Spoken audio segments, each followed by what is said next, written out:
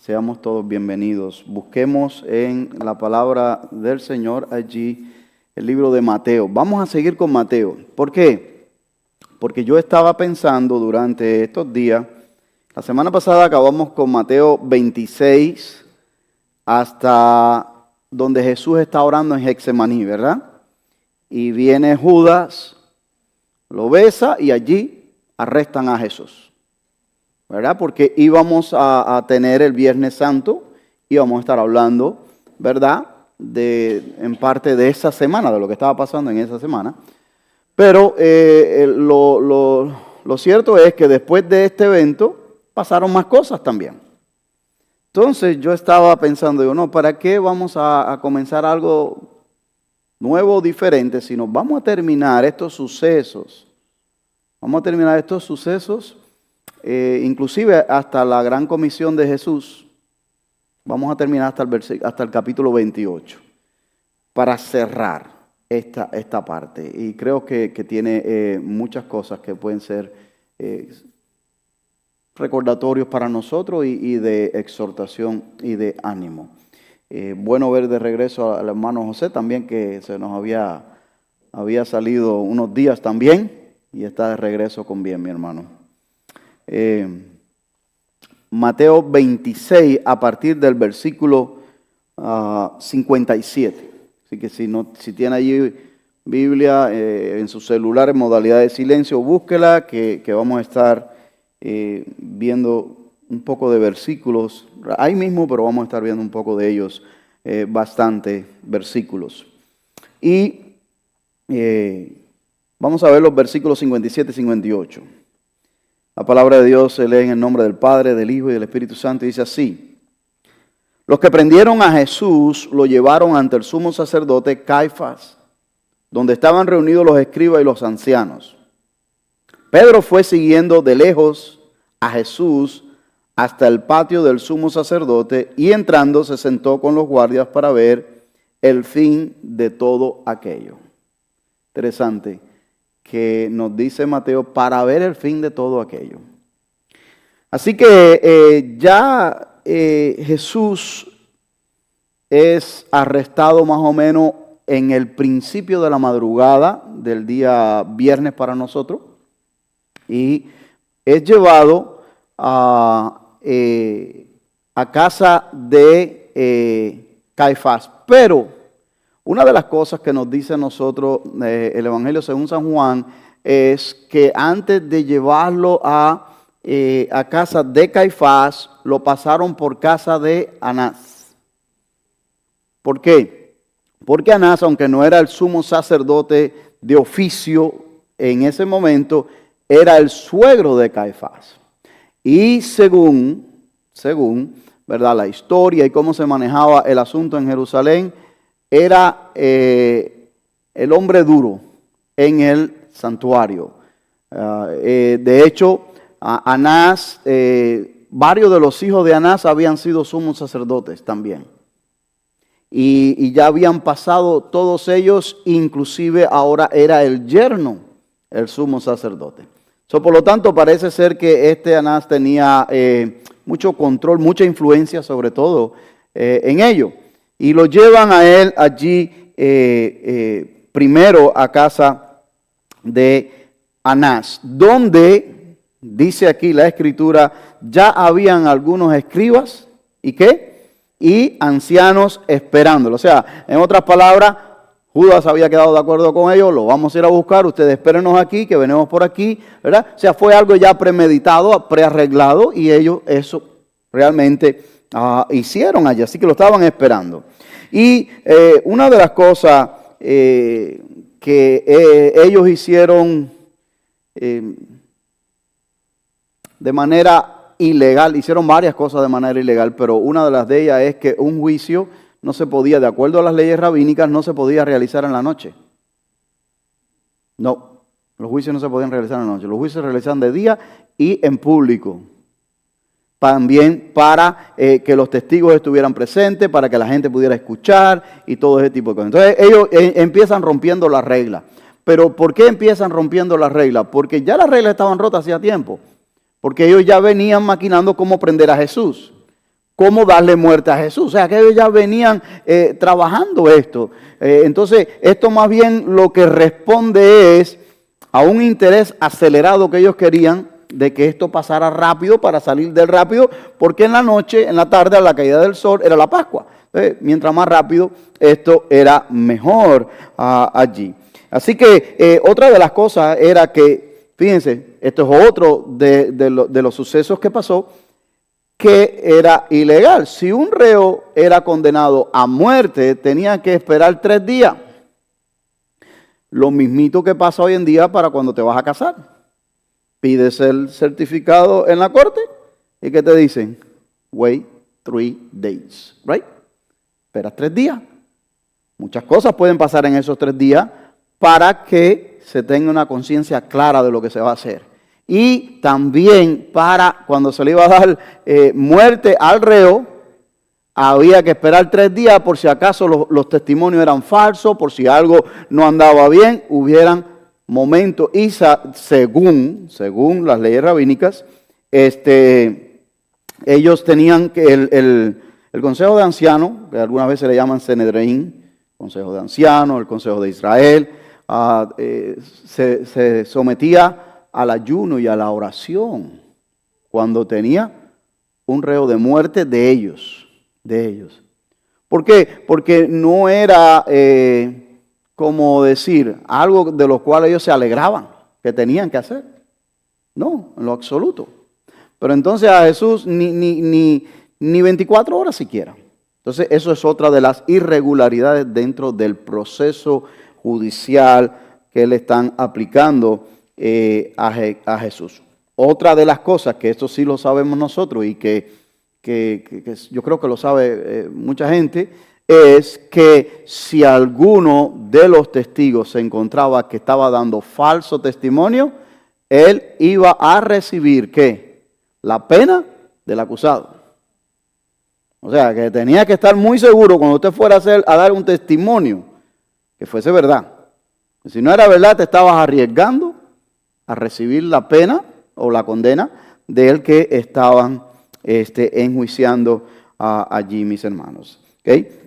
¿Y dónde dice esto? Bueno, si usted, por ejemplo, si lo anota, después lo puede buscar, pero en Juan 18:13, porque voy a estar viendo algunos versículos de Mateo 26 y también en Mateo 27, pero también comparándolo con Juan 18. ¿Por qué? Porque Mateo nos da unos detalles y Juan nos da otros detalles que nos ayuda. Por ejemplo, en Juan 18:13 dice que fue llevado a casa de Anás, lo que yo le estaba diciendo anteriormente. Solamente para que usted lo tenga allí y lo guarde, ¿verdad? Así que, y fíjense, es que no había, las cosas no estaban bien espiritualmente, religiosamente hablando en Jerusalén. No estaban bien. Porque los sacerdotes debían de servir por vida, de por vida. El sumo sacerdote, una vez que el Señor lo llamaba, that's it. Ahí venía el reemplazo de quién? De la línea sacerdotal, por supuesto.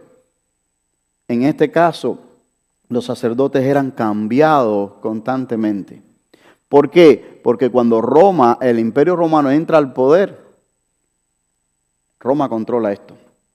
Los sacerdotes o los sumos sacerdotes respondían o estaban influenciados en parte por Roma. Y si no te ponías de acuerdo con Roma, Roma te sacaba. Entonces había realmente bastante corrupción en el liderazgo espiritual de Israel en el momento del juicio de Jesús.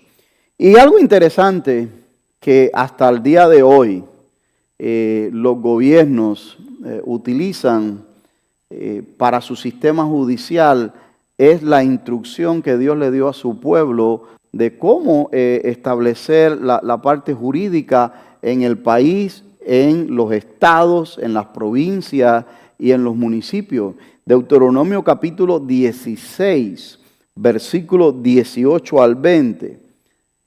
Dios le da esta instrucción a Moisés para que pueda darle estructura al pueblo que se iba a estar formando. Y mira lo que le dice Dios. Dice, nombrarás jueces y oficiales en todas las ciudades que el Señor tu Dios te da. O sea, ¿qué es lo que tenemos hoy? Eso es lo que tenemos hoy. Según tus tribus. Y ellos juzgarán al pueblo con justo juicio.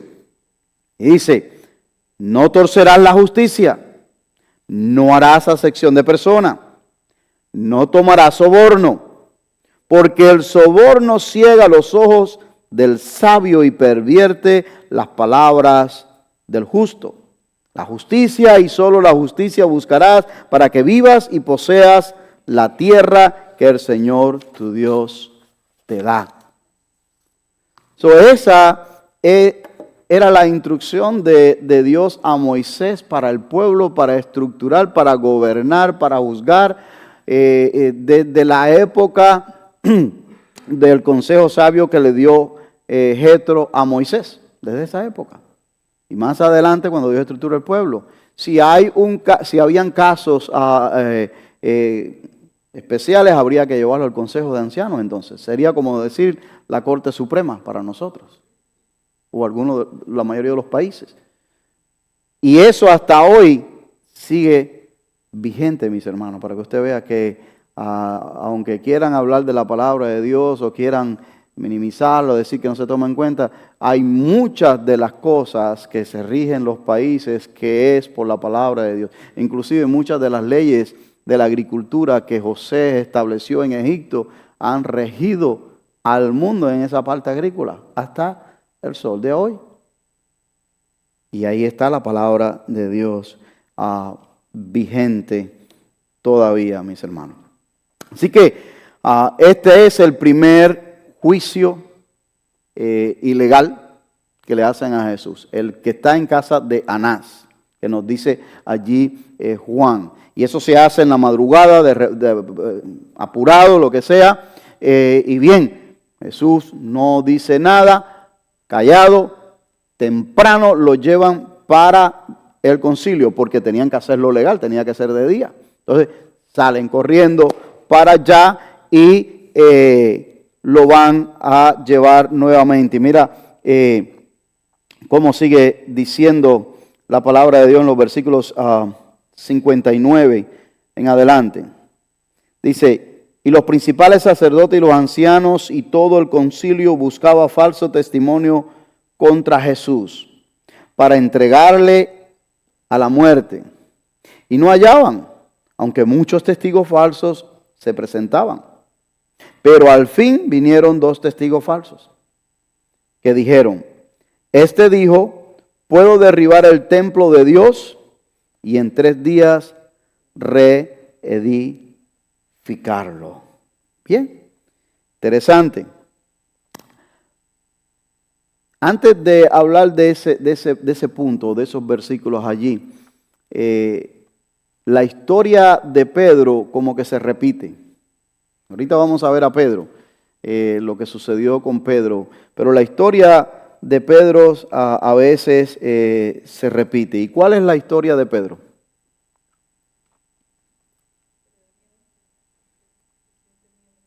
Que siente miedo, ok.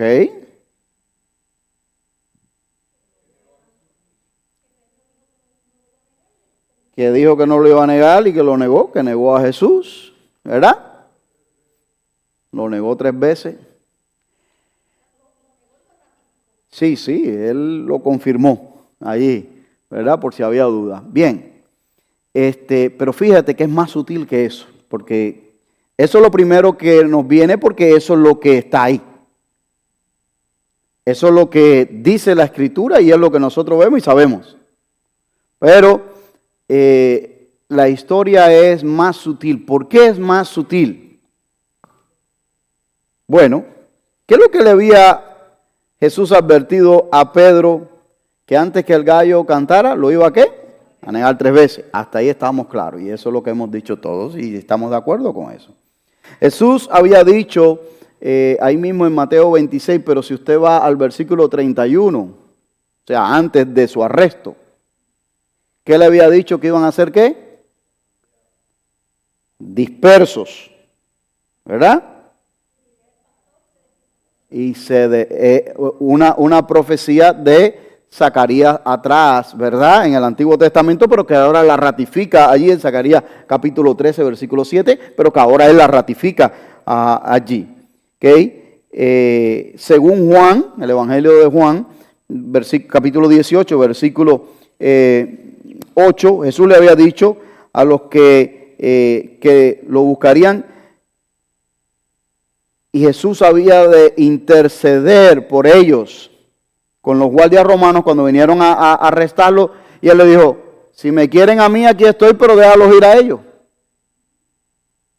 Punto. O sea, a mí es a quien me buscan, déjenlos ir a ellos. Ese es en el Evangelio según San Juan. ¿Ok? Y como dijo el hermano Benjamín anteriormente, al principio, Jesús le había dicho a Pedro que Satanás lo había pedido para zarandearlo, pero que él había orado por él para que no le faltara la fe. Ahora, ¿por qué dijimos que la historia de Pedro es una historia repetitiva? Bueno, es tan sencillo como esto. ¿Y por qué es sutil? Porque cuando el creyente deja de escuchar la voz de Dios, siempre va a acabar en problemas. Cuando el creyente deja de escuchar la voz de Dios, siempre va a acabar en problemas. ¿Qué es lo que le había dicho él? No me sigan, no vayan, que ustedes van a ser dispersados. E inclusive Juan, que estaba allí, era uno de los que estaba en el anillo más cercano al Señor Jesucristo, él testifica en el Evangelio y dice que Jesús dijo, ok, ustedes el que quieren es a mí, a ellos déjenlo ir tranquilo. En otro de los evangelios dice que ellos salieron huyendo, pero que Pedro les seguía de lejos, hasta ver, como dice Mateo, en qué paraba aquello, la curiosidad, tal vez, no vamos a ponerlo de malas tampoco, ¿me entiendes? Porque estaba preocupado por el maestro, pero el maestro le había dicho, no lo hagan. Y entonces, aquí es donde a veces viene para nosotros. Que a veces nosotros pensamos que estamos haciendo cosas buenas para la obra del Señor. Pero si no es lo que el Señor nos ha mandado a hacer, tal vez va a ser problemático.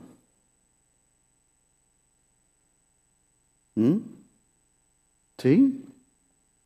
Por eso le dije que es más sutil que negarlo. Es más sutil que eso, porque ya había una consistencia de Jesús diciéndole a ellos lo que iba a pasar. Por la adrenalina del momento, las circunstancias que estaban pasando, se le había olvidado tal vez. Pero Jesús le había dicho que no lo siguieran. Él sabía lo que iba. Entonces, seguimos un momentito entonces ahora para los versículos 59 y 61 que ya leímos. Los primeros intentos de buscar testimonio fracasaron porque no se ponían de acuerdo. No se ponían de acuerdo, no fue suficiente. Marcos, en el capítulo 14, versículo 56, dice que no coincidían, no se concordaban. O sea, que uno decía una cosa, el otro decía lo otro, entonces bueno, esto no lo podemos tomar en cuenta. Hasta que, dice Mateo, finalmente aparecieron dos que dijeron que bueno, que Jesús había dicho que iba a destruir el templo de Dios y en 3 días lo iba a reedificarlo. Y realmente es un concepto sacado fuera de contexto de lo que él había hablado. Pero aunque esto fuese verdad que él lo dijo literal así, que no fue así, no era motivo suficiente para darle muerte. ¿O sí? Eso no era motivo suficiente para darle muerte. No tenía el peso suficiente para ellos darle muerte allí. Pero en Juan capítulo 2, versículos 18 al 20, esto fue lo que dijo el Señor Jesucristo. O sea, regresando a Juan al principio, dice, entonces los judíos le dijeron, Ya que haces estas cosas, ¿qué señal nos muestras? Jesús le respondió, destruyan este templo. No es en las rocas esas, no es ese vil, Eso fue lo que él dijo. Y en 3 días lo levantaré. ¿Qué fue lo que hicieron ellos? Como hizo la serpiente con Eva en Edén. Él dijo que iba a destruir este templo, no su cuerpo, este templo. ¿Y por qué sabemos que eso fue lo que ellos interpretaron? Porque ellos dijeron, 46 años le tomó para hacerlo. ¿Cómo tú 3 días lo vas? O sea, ellos lo estaban tomando que Jesús iba a hacer un atentado. Si hubiera sido en el caso nuestro hoy en día un atentado terrorista que quería dinamitar el templo. Pero eso no era lo que Jesús le está diciendo. Este templo yo lo voy a levantar en 3 días. Y por eso dice el versículo 20. Entonces los judíos dijeron, en 46 años fue edificado este templo y tú lo levantarás en 3 días. Pero dice Juan, pero él hablaba del templo de su cuerpo. Por eso, cuando resucitó de los muertos, sus discípulos se acordaron de que había dicho esto y creyeron en la Escritura y en la palabra que Jesús había hablado. ¿Te das cuenta? ¿Cómo la memoria regresa? Porque el Espíritu Santo te la hace recordar. O sea que desde un principio el Señor Jesucristo estaba hablando del templo de su cuerpo. No estaba hablando de eso. Aquellos falsos testigos vinieron a hablar, a alterar la palabra de Dios, a distorsionar la palabra de Jesucristo. No vinieron a decir la verdad. Porque en ningún momento esa era la intención de ellos, era decir la verdad. Esto es parte de las irregularidades que ahora se está teniendo el juicio a la luz del día. Está bien, ahora ya están de acuerdo a la ley, pero siguen mal. Y siguen mal. Y el sumo sacerdote ve que esto no era suficiente, porque eso de destruir el templo en 3 días no era suficiente para darle muerte. Pero el sumo sacerdote hace algo más osado. Caifás, en este caso. Más radical. ¿Y qué es lo más osado, lo más que él hace? Que lo pone bajo juramento. Ahí sí lo lleva completo hasta la pared. De aquí no te me vas a escapar. Aquí sí estás acorralado en the corner, en la esquina. A ver, ¿para dónde te me vas a escapar aquí? Claro, Jesús tampoco ni quería escaparse. Él no quería escaparse tampoco. ¿Ok? Y dice el versículo 62 y 63. Entonces el sumo sacerdote levantándose le dijo, ¿no respondes nada? ¿Que testifican estos contra ti? Pero Jesús se quedó callado. Él callado. Y el sumo sacerdote le dijo, te ordeno por el Dios viviente. Ahí sí. Ahora sí ya lo pone bajo juramento. ¿Ve? Que nos digas si tú eres el Cristo, el Hijo de Dios. Ahora, ¿por qué Jesús entonces no permaneció callado aquí? ¿Ah? Porque era la verdad. Porque no iba a mentir bajo juramento. Porque Dios no es hombre para que mienta. Nosotros los hombres podemos mentir. Pero Dios no. Sí, para ahí vamos ahora. O sea, Dios no va a mentir. Y si ellos ya no encontraron falso testimonio, no encontraron de qué acusarlo, o sea, no había realmente por dónde. Pero entonces ahora vienen y lo llevan a la esquina y le dicen, bajo juramento, júrame por Dios, si tú eres el Cristo, dínoslo. Y ya, bueno. Esto también a conciencia Jesús dice, sí, tú lo has dicho. De hecho, Marco es más claro. O sea, es como más directo. Y Marco dice, yo soy. Esa frase es inequívoca del Antiguo Testamento. Yo soy. ¿Ves? Porque esto sí ya lo ponía en una posición de que por esto sí lo podían dar muerte. Porque eso es blasfemia. Y eso fue lo que ellos dijeron. Y esto sí podía acelerar el proceso para darle muerte. Y precisamente para eso fue que vino Cristo. Mi tiempo ya ha llegado. Él sabía que su tiempo había llegado allí, mis hermanos, ¿verdad? Por eso, como decía la hermana Leti, el 64 y 65 dice, Jesús le contestó, tú mismo lo has dicho. Sin embargo, a ustedes les digo que desde ahora verán al Hijo del Hombre. El Hijo del Hombre es una de las frases favoritas de Jesús para llamarse sobre sí mismo, porque destaca su humanidad. Pero usted lo va a ver por todos los evangelios. El Hijo del Hombre sentado a la diestra del poder y viniendo sobre las nubes del cielo. O sea, no solamente lo van a ver, y Esteban lo vio. Esteban, cuando estaba siendo apedreado en Hechos, dice que lo vio y testificó de eso. Amén. Pero también dice este versículo, y lo veréis venir en las nubes cuando venga a juzgar. Hay que tener cuidado con eso ellos. Entonces 65 dice, entonces el sumo sacerdote rasgó sus vestidos diciendo, ha blasfemado. ¿Qué necesidad tenemos de más testigos? Ahora mismo ustedes han oído la blasfemia. O sea, en otras palabras, ya no necesitamos ni pagarle a este testigo, ni buscar los otros, ni nada. Ya él lo ha confesado.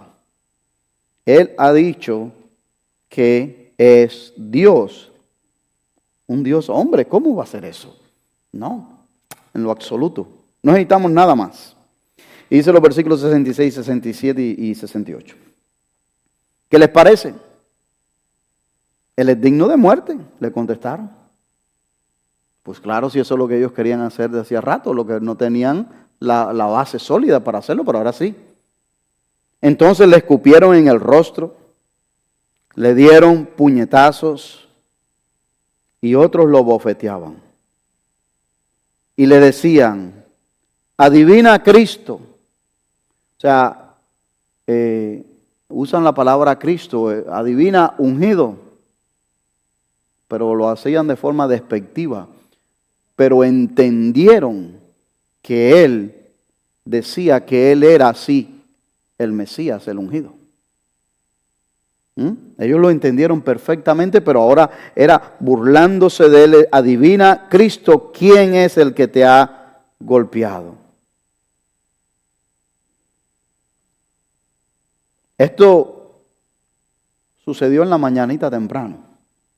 Algunos dicen que fue al salir el sol, temprano. Porque de ahí, este es el segundo juicio ya. El primero fue privado, de noche, en casa de Anás. Este es el segundo ya con Caifás y el Sanedrín junto. Ahora va para el tercero. De aquí es remitido para un juicio político. Este es un juicio religioso. Ahora va para el juicio político delante de Pilato. Así que ya era culpable delante de los religiosos. ¿Por qué? Porque había blasfemado en contra de Dios. O sea que ya aquí era culpable, pero ellos necesitaban algo más. Ellos necesitaban que los romanos lo apoyaran y que lo ejecutaran, de hecho. Entonces, ahora es que ellos van para allá. Querían la aprobación política, versículo 69. Pedro estaba sentado fuera en el patio y una sirvienta, se le acercó y dijo, tú también estabas con Jesús el Galileo. Pero él lo negó delante de todos ellos diciendo, no sé de qué hablas. Cuando salió al portal, lo vio otra sirvienta y dijo a los que estaban allí, este estaba con Jesús el Nazareno. Él otra vez lo negó con juramento. Yo no conozco a ese hombre. Un poco después se acercaron los que estaban allí y dijeron a Pedro, seguro que tú también eres uno de ellos, porque aún tu manera de hablar te descubre. Entonces él comenzó a maldecir y a jurar, y yo no conozco al hombre. Y al instante un gallo cantó. Pedro se acordó de lo que Jesús había dicho, antes que el gallo cante me negarás 3 veces. Saliendo afuera lloró amargamente.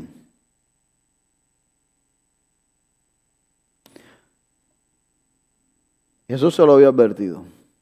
Parece raro esto, parece contraproducente, pero Pedro negó a Jesús por seguirle.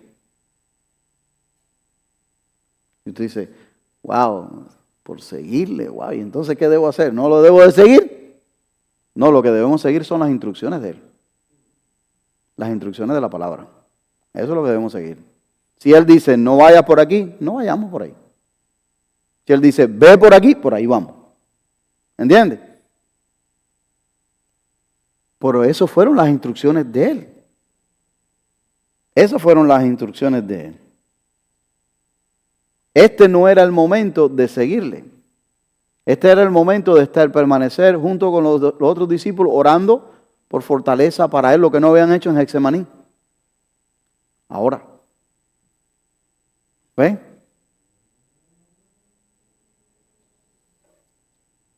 Pero Jesús sabía que Él no iba a hacer caso a esa instrucción porque Satanás lo había pedido para zarandearlo y Él le había dicho, yo he orado por que tu fe no falte. Hermanos, el servir a Dios no significa hacer todo lo que le viene a uno a la mente, sino hacer lo que Él nos ha indicado. El servir a Dios no significa hacer todo lo que nos viene a la mente, sino lo que Él nos ha indicado. ¿Por qué? Porque a veces nosotros nos viene a mí mismo me viene un montón de cosas a la mente, igual que usted. A veces en la calle, a veces en su casa y a veces aquí en la iglesia. ¿Entiende? Pero no todo. Uno quiere meter mano, pero a veces tiene que frenar un poquito y decir, Dios mío, espera un momentito, ¿es esto lo que tú quieres? Este es el momento, tal vez sí sea lo que Él quiere, pero es en el momento. ¿Ve? Entonces, hace falta eso. ¿Ve? Así que eso es una tal vez de las enseñanzas que podemos sacar de aquí que son poco usuales, que no se ven en este tipo de enseñanza, porque siempre estamos concentrados en la parte de la crucifixión, en la parte de la negación de Pedro y todo ese tipo de cosas, pero que creo que son detallitos que aportan y contribuyen para nosotros en la vida cristiana. Aquí nos vamos a Mateo 27, versículos 1 y 2. Dice que cuando llegó la mañana, todos los principales sacerdotes y los ancianos del pueblo celebraron consejo para dar muerte a Jesús. Sí, ya estaba blasfemado, ¿verdad? Y si después de atar a Jesús, lo llevaron y lo entregaron a Pilato, el gobernador. Así que ya había pasado el segundo juicio. Pero yo quisiera que usted tomase en cuenta, no solamente que pasó el segundo juicio, sino que tome en cuenta que Jesús tuvo un jueves cargado, fuerte, emocional, físicamente. En la noche, en la tarde, la institución de la Santa Cena celebrando la Pascua. Un momento fuerte cuando Él instruye esto. Cuando Él tiene que despedir a Judas, vea lo que vas a hacer, hazlo. O sea, eso es fuerte. Es un desgaste. Encima viene para Getsemaní, allí a la falda del Monte de los Olivos, y no duerme, no descansa porque dice, voy a orar. Velen conmigo. Los discípulos no son capaces de orar con Él y acompañarlo en oración, y eso duele. Y viene para atrás y los encuentra dormidos y Él va de nuevo y sigue. O sea, todo el día y toda la noche en emociones fuertes. Jesucristo era humano de carne y hueso como tú y como yo. Y se cansaba como tú y como yo. Y lloraba y sentía como tú y como yo. Sí, póngase usted en ese nivel de estrés que Él se sometió y que estuvo en esas últimas 24 horas y ahora con estos dos juicios para aquí y para allá. Y aunque Él sabía lo que venía y que para eso Él había venido, no deja de ser difícil. La negación de su amigo Pedro también duele. Él se lo había dicho. Así que es bueno que tengamos eso en mente a la medida que uno va leyendo esto. Ahora, de ahí ya lo atan, le hacen todo lo que le hacen y lo van a llevar a Pilato. Pero entonces Mateo hace una pausa y nos dice un poquito lo que pasa con Judas. Versículos 3 y 4. Dice, entonces Judas, el que lo había entregado, viendo que Jesús había sido condenado, ¿y qué pensó él que le iban a hacer?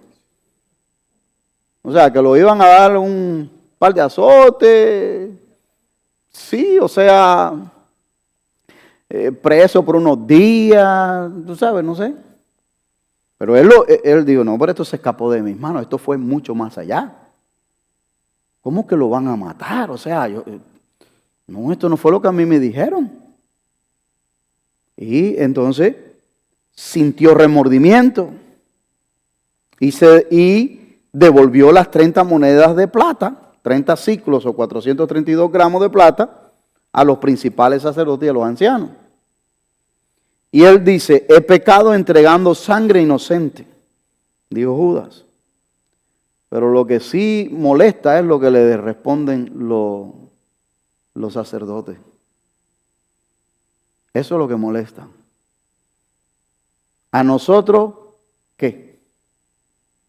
Allá tú.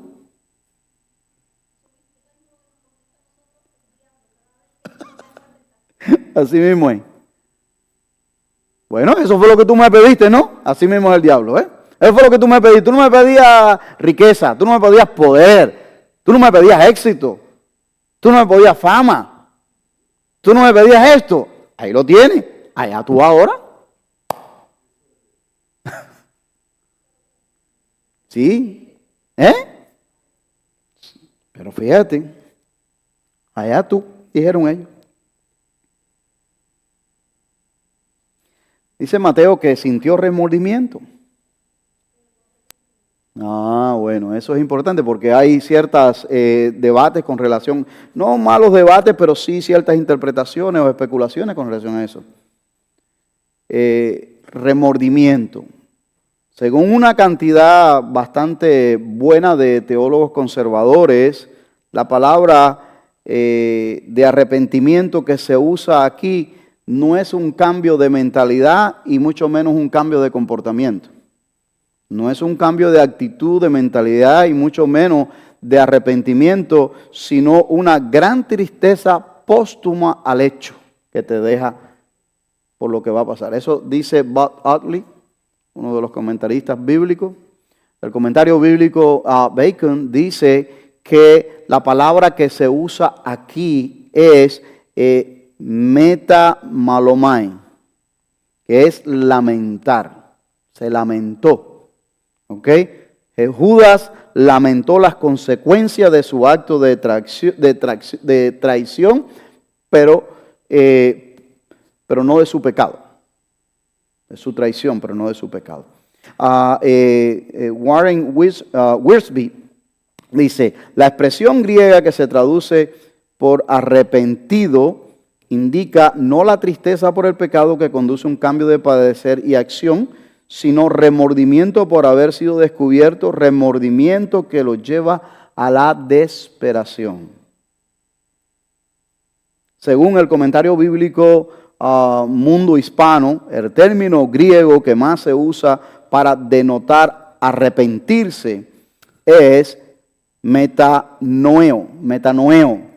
Si usted tiene la concordancia Strong, que es una de las concordancias más buenas y que la gente usa bastante, es la palabra 3340. Para si lo va a buscar, sepa que ahí la puede buscar, la palabra 3340.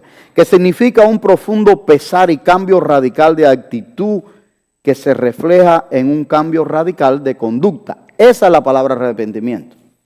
Es un cambio mental, es un cambio radical de comportamiento. Por eso se dice que cuando nos arrepentimos es un doblar en U. Yo iba en esta dirección y ahora me estoy regresando. Esa es la palabra. Pero, según el comentario bíblico Mundo Hispano, dice, en cambio, el término que se usa en este pasaje denota el remordimiento por los resultados de la acción, pero no por el mal de la acción en sí, ni disposición a cambiar. Judas lamentó los resultados de su acción y afirmó que había pecado, pero no hay evidencia de una disposición de cambio.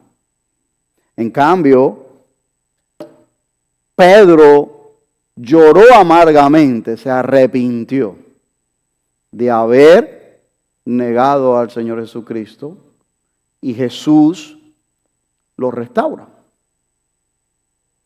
Pero Judas no. En este cambio Judas tomó otra acción. Por eso el apóstol Pablo en 2 Corintios capítulo 7 versículo 10 dice, porque la tristeza que es según Dios produce arrepentimiento para salvación. Para salvación. De que no hay que arrepentirse. Pero la tristeza del mundo produce muerte. Eso dice el apóstol Pablo con relación al arrepentimiento y a la tristeza. A Pedro le dio tristeza y lloró amargamente y se arrepintió por haberle fallado al Señor Jesucristo. Judas resintió, lamentó lo que estaba pasando, pero no hubo un arrepentimiento de él por haberle fallado al Señor Jesucristo. El arrepentimiento fue diferente. ¿Y cómo lo mostró? Lo mostró en que fue y dice, aquí Mateo que fue y se suicidó. Se ahorcó. Él. También Jameson, Robert, Fawcett, Brown, Matthew Henry, William Hendricks. Todos estos son comentaristas bíblicos que coinciden con esta misma postura o estas ideas. Judas reconoció, fíjense que es interesante, Judas reconoció que Jesucristo era inocente. Yo he entregado sangre inocente, dice. Él lo reconoció. Pero no solamente reconoció que he entregado sangre inocente, él no es culpable, él no ha pecado, sino que Judas tendrá. Él reconoció, nosotros mirando al pasado ahora, pero él tendrá que reconocer mirando al futuro, que esa sangre inocente que él entregó es el Mesías. Porque dice el apóstol Pablo en Filipenses capítulo 2 versículo 10, dice, para que en el nombre de Jesús se doble ¿qué? Toda rodilla de los que están en los cielos y en la tierra y debajo de la tierra, y toda lengua confiese que Jesucristo es el Señor para la gloria de Dios Padre. Él confesó que era inocente allá cuando pasaron los hechos. Algún momento tendrá que confesar que aquel Yeshua que él entregó sí era el Cristo, sí era el Mesías. Y tendrá que reconocerlo, demasiado tarde ya, pero sí. El caso de Judas pone de manifiesto lo que hablábamos hace un momento. ¿Qué pone de manifiesto? Cómo el enemigo opera. Primero, te da lo que quieres, como hablamos ahorita, te da lo que quieres. Después, te deja solo. Dice, arréglatelas como tú puedas. Sí. Entonces, mire, hay una cantidad de cantantes que hemos visto nosotros, de tiempos pasados que hemos leído de sus historias, pero también de nuestros tiempos vigentes ahora, que han hecho sus pactos. Y usted dice, pero ¿cómo es posible que? Bueno, dale tiempo para que tú veas. Dale tiempo, si no se arrepiente. Yes.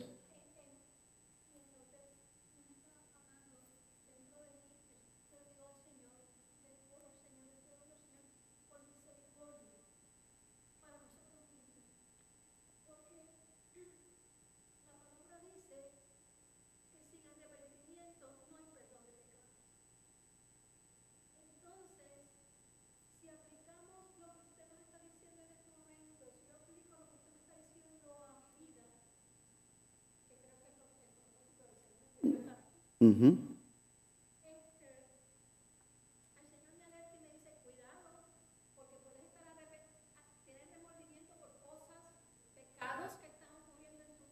Ujú.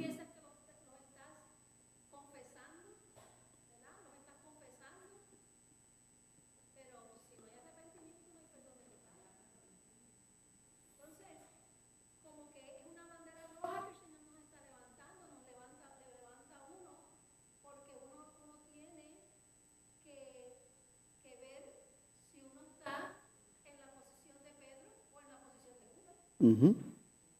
Tiene uno que hacerse ese autoanálisis. ¿Cómo uno lo sabe? Bueno, las evidencias te lo van diciendo, el Espíritu Santo. Eso es en tu relación personal con el Señor. Uno sabe si de verdad se ha arrepentido o no, si hay cambio, ¿verdad? Si hay fruto. Ujú.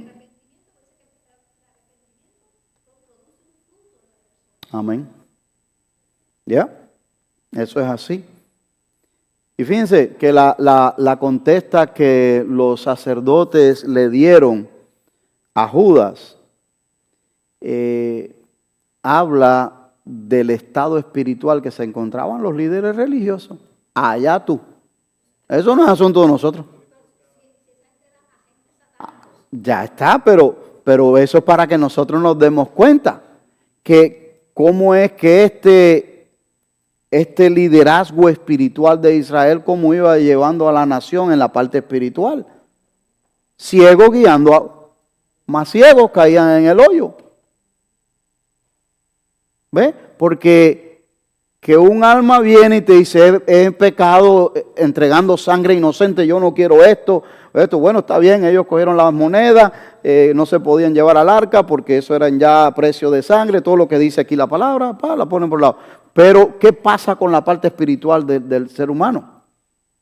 ¿Qué es lo que le dijeron? Allá tú. Ya eso no es problema de nosotros. A nosotros, ¿qué nos importa? Nosotros ya obtuvimos lo que queríamos, que tú nos los entregaras. Y nosotros ya también te pagamos, estamos limpios. Una transacción económica, para eso fue lo que eso fue. ¿Dónde está la espiritualidad ahí? En ningún lado. En ningún lado. Y eso nos deja ver el termómetro espiritual que había allí. No lo había en lo absoluto, muy poco. No estoy haciendo todo, pero no había. Seguimos con los versículos 5 y 6 de esta misma escena donde él va y entrega. Dice, arrojando las monedas de plata en el santuario, Judas se marchó y fue y se ahorcó. Los principales sacerdotes tomaron las monedas de plata y dijeron, no es lícito ponerlas en el tesoro del templo, pues es precio de sangre. O sea, en otras palabras, estaban muy pilas, muy alertas con las leyes externas, pero las espirituales no las veían. Y si las veían, no les interesaba. Esa es la verdad. O sea, como para este asunto sí decían, no, nosotros no podemos llevar esto para el arca, porque eso, no, eso es malo, no está bien. Eso no está bien, pero lo otro tampoco está bien. Lo otro sí está bien. ¿Ves? Dice, y después de discutirlo, compraron con ellas el campo del alfarero para sepultura de los extranjeros. Por eso ese campo se llama el campo de sangre hasta hoy, porque fueron comprados con precios de sangre. Entonces se cumplió lo anunciado por medio del profeta Jeremías cuando dijo, y tomaron las 30 monedas de plata, al precio de aquel cuyo precio había sido fijado por los israelitas, y las dieron por el campo del alfarero, como el Señor me había ordenado. Ahora, ahí déjame nada más aclarar este punto y no vamos a ir al tercer juicio. El tercer juicio, que es el político, lo vamos a dejar para la semana que viene. Pero déjame aclarar algo aquí, que Mateo relaciona a este evento de las monedas de plata que se entregó para la traición de Jesús y la compra de este campo, y lo relaciona con una profecía de Jeremías. Pero la profecía estaba en Zacarías, no en Jeremías. Estaba en Zacarías 11, versículos 12 y 13. Pero entonces él menciona a Jeremías. Entonces, ahí hay algunas, ha sido un poco nebuloso eso, y comentaristas van para aquí y para allá con relación a eso, porque no estaba allí. Y le voy a decir algunas de las opiniones para que usted tenga varias opiniones con relación de por qué se dice que menciona a Jeremías Mateo cuando está en Zacarías, en realidad. Y si usted lo puede buscar ahí, su Biblia. Pero por ejemplo, Agustín, Beza, Lutero y Keo dicen que Mateo cita el nombre de Jeremías por error. Yo no coincido con eso, porque quien está escribiendo es el autor inspirado por el Espíritu Santo, y el Espíritu Santo no tiene error. Yo ahí ya no coincido, pero le tengo que decir una de las opiniones que hay. La Biblia Peshitta, que es una traducción de Siria del siglo V después de Cristo, de los originales, simplemente eliminaron del texto el nombre del profeta. No lo citaron. ¿Okay? Orígenes y Eusebio, padres de la iglesia, señala que un copista originó el problema. O sea, diciendo, bueno, eso fue un copista que lo insertó, ahí, pero que no debía de haber estado, porque debería de haber sido Zacarías nada más, no Jeremías. Jerónimo y Ewald dicen que es una cita apócrifa de escritos similares atribuidos a Jeremías. May señala que Jeremías escribió los capítulos 9 y 11 de Zacarías. Porque yo no sé si usted, bueno, esas son cosas que se estudian en el seminario, donde cuando vas libro por libro, a veces te vienen te ponen a pensar y te ponen el reto de que escribió todo el libro el autor a quien se le atribuye, o escribió partes del libro y hubo otro autor, o hubo un amanuense que escribió ciertas porciones, y todo ese tipo de cosas. Todo eso está dentro está en juego a la hora de estudiar un libro, una porción, ¿verdad? Entonces, esto es lo que dice May con relación a los capítulos 9 y 11. Por eso es que él dice que lo escribió Jeremías, y por eso es que se cita a Jeremías. Punto 6, Lightfoot y Scofield, que algunos de ustedes han tenido Biblia o tienen Biblia Scofield, indican que Jeremías se encuentra en la primera lista de la división del canon hebreo conocido como los profetas, y por lo tanto su nombre apoya dicha sección. Hengstenberg señala que Zacarías citó a Jeremías, y Calvino dice que se deslizó un error en el texto. ¿Qué le parece? Dice, ¿y usted, hermano, para qué me siento 2 horas para ponerme la cabeza así? Eso no quita ni da, hermano, eso no nos afecta. Pero el pastor y teólogo reciente, Bob Utley, dice que él se va por el punto número 6. ¿Y cuál es el punto número 6? Se lo vuelvo a leer para que caiga en él. Donde Light Lightfoot y Scofield indican que Jeremías se encuentra en la primera lista de la división del canon hebreo conocido como los profetas y por lo tanto su nombre apoya dicha sección. Cuando se citan a los profetas, Jeremías es la referencia, en otras palabras. Y es muy probable que Zacarías haya escuchado de tradición oral esto de Jeremías. Y Zacarías era profeta también. En el Nuevo Testamento tenemos un Zacarías sacerdote. Sí. Entonces, por eso Bartley se va por el punto número 6, donde cuando se cita para referencia de los profetas en el hebreo, se cita a Jeremías como la figura de los profetas. Y es muy probable que lo haya dicho y la tradición oral entonces siguió así. Por eso es que se cita acá. O sea, porque ¿sabe por qué? Porque si usted es un estudioso de la Biblia que le gustan los detalles, usted va a encontrar y dice, hay discrepancia aquí. Hay algo que no coincide aquí. Hay algo que no encaja, que no me gusta. Mi obligación es decirle las diferentes opiniones que hay con relación a ese texto. Si estamos en un estudio. Ahora, eso yo no lo puedo hacer un domingo en la mañana, cuando hay montones de personas que a veces pues son nuevos en la fe y no conocen tampoco y una explicación merece tiempo, entonces no se puede, pero aquí sí, en este ambiente sí podemos hacerle notar eso, pero no es discrepancia alguna, tiene su razón de ser.